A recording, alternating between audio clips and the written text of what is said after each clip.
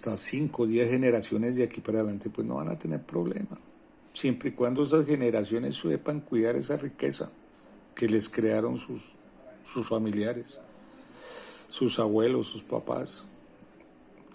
Pero aquellos que no han creado ninguna riqueza, aquellos que no tengan de qué subsistir, pues sencillamente van a ser las personas que de una u otra manera para poder comer van a tener que buscar actividades ilícitas, ilícitas. Todas las actividades ilícitas enmarcadas dentro de nuestro derecho penal. Ahí vamos a hablar entonces del lavado de activos, del narcotráfico, de los paramilitares, de las BACRIM y de todos esos problemas de índole social. Porque son personas que no van a tener un empleo digno, no van a tener calidad de vida. Entonces, ¿a quién nos van a afectar? Pues a toda la sociedad. No solamente los ricos, sino también los pobres. Porque las clases menos favorecidas que vayan a desarrollar actividades ilícitas, pues van a perjudicar a las clases más favorecidas, que son los que tienen que tener que cuidar su riqueza para que no sea despropiada por aquellos que con mecanismos ilícitos seguramente lo van a buscar. Es una situación de orden social bastante complicada, que uno pensaría que no solamente va a vivir mal el que no tiene, no, y el que tiene también va a vivir mal. Ahora el estigma que tenemos hoy por hoy como colombianos es un estigma totalmente de rechazo ante la sociedad internacional, por todo lo que ya conocemos, por toda la historia de nuestro país.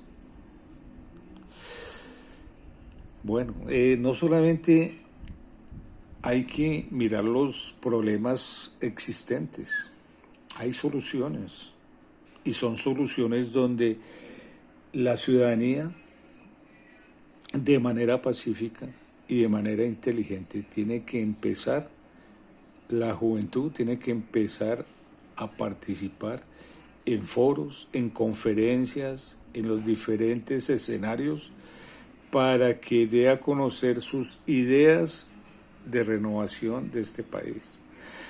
Ahorita me llama mucho la atención las medidas que está tomando un presidente joven de estos países latinoamericanos, que es el presidente de El Salvador. Los invito a que escuchen las políticas económicas, sociales y de todos estos aspectos en El Salvador. Inclusive con la pandemia que estamos pasando mundialmente, han sido un ejemplo. Hay una doctora ahí, María Eugenia Barrientos, que es una médica general, especialista en biología, y ella ha adoptado protocolos para curar gente, para curar personas, sin necesidad de que a hoy exista la vacuna, pero con los protocolos que han sido criticados por científicos y por personal del sector salud, que creen que se las saben todas. Entonces han venido criticando a esta doctora, y eso ha hecho de que los países no adopten esas medidas que ya han dado resultados a nivel mundial. Esas medidas que está tomando este presidente de El Salvador, que es un presidente joven, de unos más o menos 40 años, o un poquito más, son medidas que deben de tomar los demás países latinoamericanos que nos conocen a nivel mundial como países subdesarrollados o en vía de desarrollo.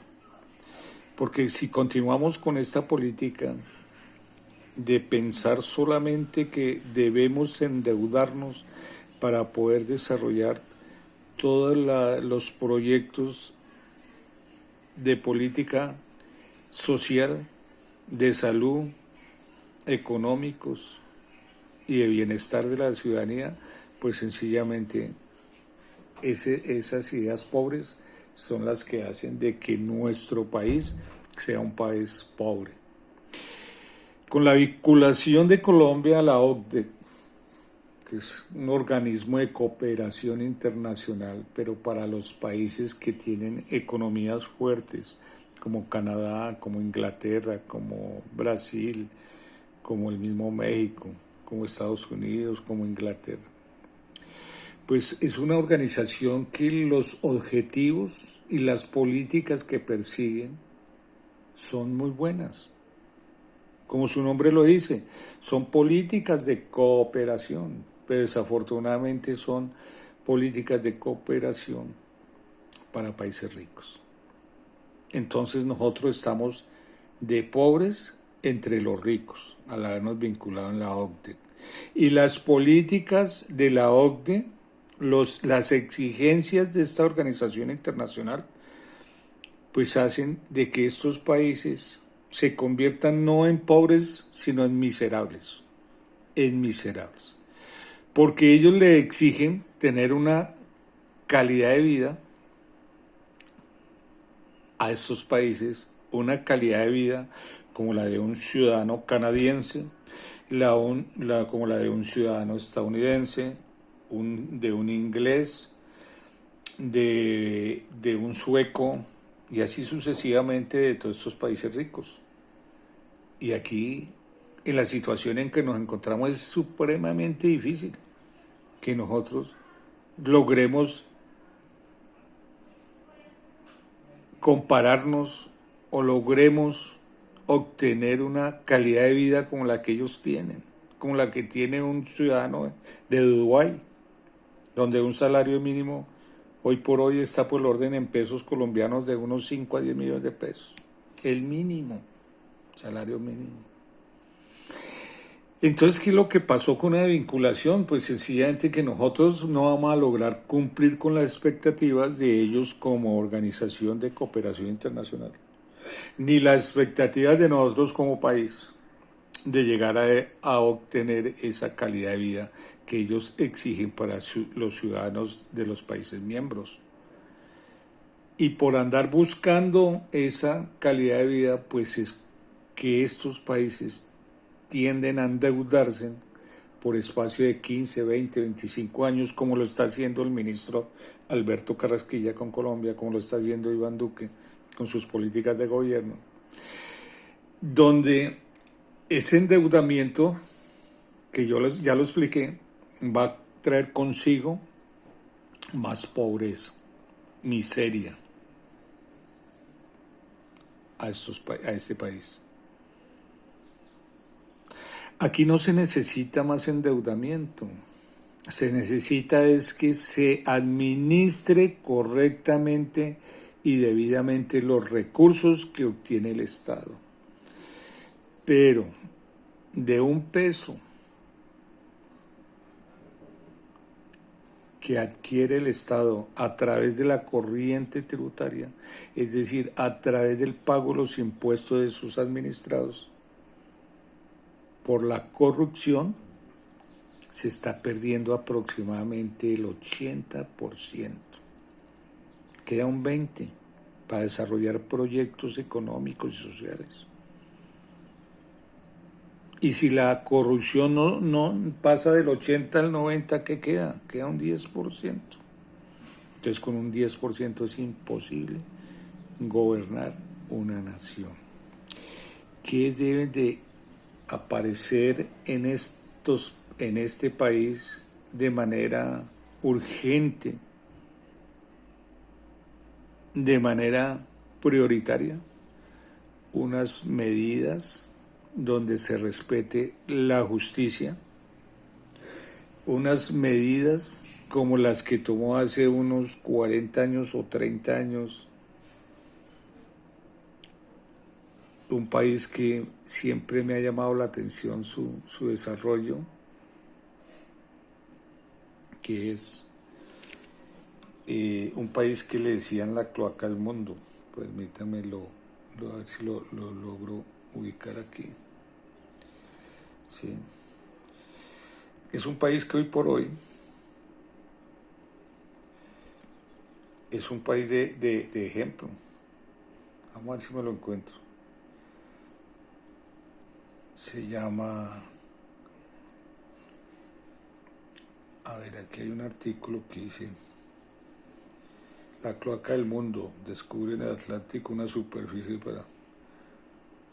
Bueno, se me pasó ahorita el nombre de ese país,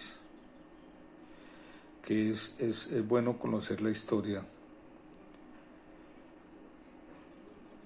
donde desafortunadamente los gobernantes tuvieron que tomar medidas como la pena de muerte, como la pena de muerte. Y no solamente esa medida fue aplicada a los bandidos de cuello no blanco, sino de cuello blanco también, o sea, a los políticos, a los empresarios y todos aquellos que eran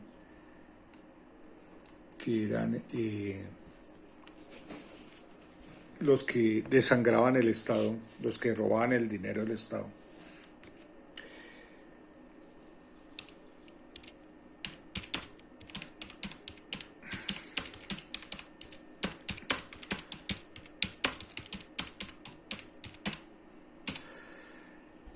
Y con esas medidas tan extremas lograron sanear este país. A ver si yo lo logro aquí.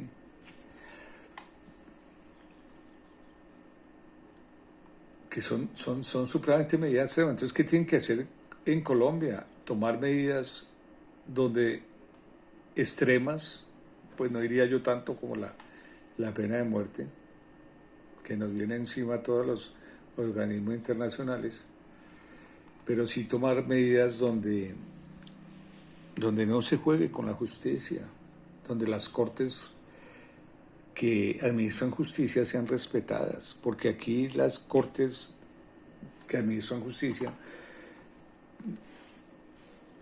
solamente son respetadas, como decía mi abuelito, por los de Ruana, y los demás, si son políticos, si tienen influencias dentro del Estado, pues ellos sencillamente violan las normas a conciencia y, como saben, de que pueden jugar con la justicia colombiana, entonces siguen cometiendo los delitos de corrupción, delitos de lavado de activos, delitos de evasión de impuestos, delitos de elusión de impuestos, y han llegado muchos de ellos, políticos y grandes empresarios, a cometer hasta delitos de violación carnal. Ahí tenemos un hecho reciente, que no vamos a entrar a mirar ese tema. Bueno, entonces la única manera de que un país de estos progrese es que de primera mano se tomen medidas para respetar la justicia, y medidas extremas. Y medidas como no llegar a encerrar a la persona en un establecimiento supuestamente de rehabilitación como una cárcel, porque las cárceles se convierten en las escuelas del delito. Entonces, no vamos a lograr nada llevando a estas personas a hacinarse en un centro de reclusión. Tendrían entonces que buscar la manera más bien de educarse esa persona para que le sirva a la sociedad. Se deben de tomar medidas como educar a la ciudadanía, educar al pueblo y darle la oportunidad de educación a todos los estratos sociales, al que tiene y al que no tiene. Se debe generar empresa, porque es que aquí nos está matando es la mentalidad de ser empleados, más no de ser empresarios. Esa mentalidad, si la cambiamos ese chip desde nuestros estudios primarios y secundarios y universitarios, si cambiamos ese chip, seguramente seríamos personas de progreso. Dejar de pensar de que debemos ser empleados y más bien que vamos a generar oportunidades de empleo. O sea, que vamos a ser es empresarios.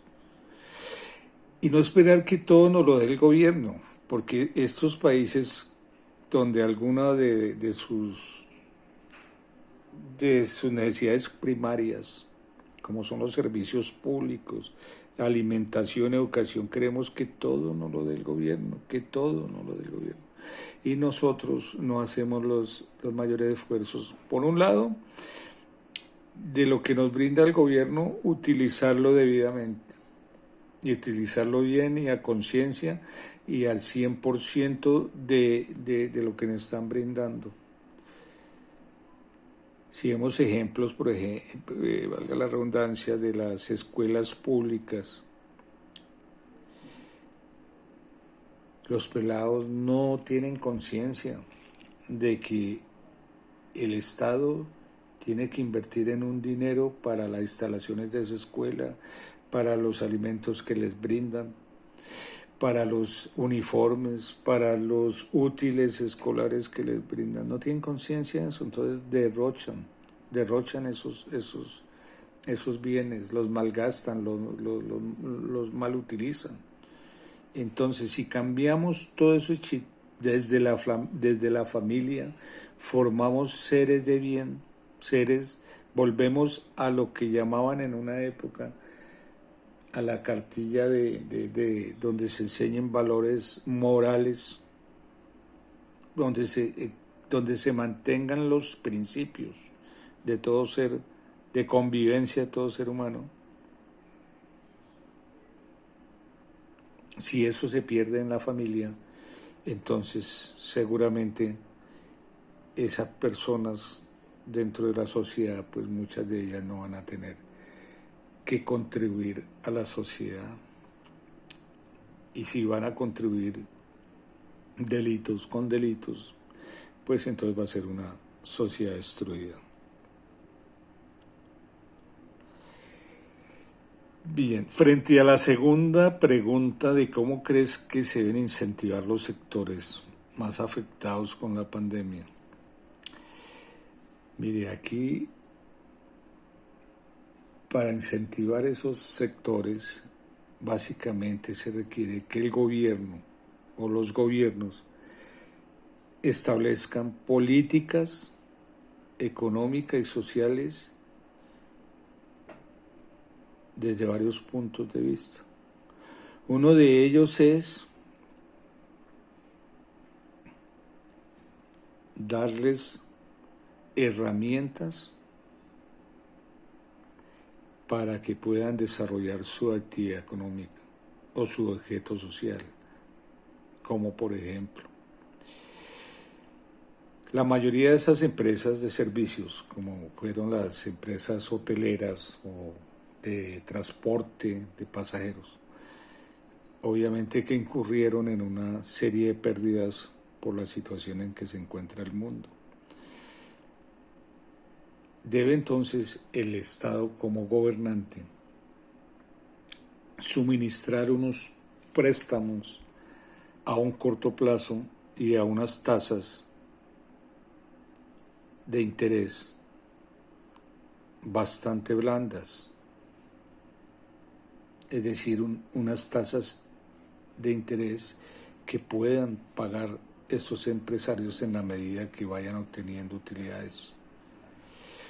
Bajar los impuestos, poner una carga tributaria más asequible y generar una serie de incentivos tributarios, unos incentivos fiscales que les permita reactivarse para que generen empleo. Entonces se podría estar pensando de que pasarían a ser los consentidos de un gobierno. Pues no, pasarían a ser los principales actores de una economía, donde el gobierno, desarrollando su capacidad de administrador de los recursos del Estado, y dejando a un lado la corrupción en que se encuentran, colocando funcionarios honestos para el desarrollo de esas políticas sociales, económicas, tributarias y laborales. Permita que, como su nombre lo dice, funcionario público es aquella persona capaz de brindar un buen servicio público a la ciudadanía. Público. Por eso se llama funcionario público. Que sea capaz, que sea honesto, que tenga conocimientos suficientes de cómo le va a brindar una ayuda a cada una de estas empresas hoy necesitadas por la afectación de la pandemia.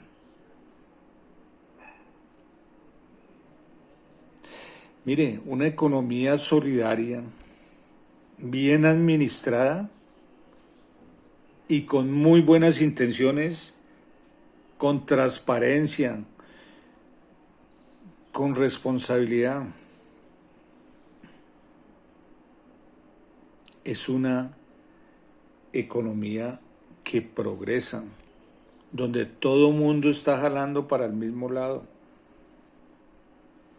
donde todo mundo está remando para el mismo lado. Si todos remamos para el mismo lado, vamos a llegar seguros a nuestro punto propuesto, a nuestro punto final, al punto para donde queremos llegar todos.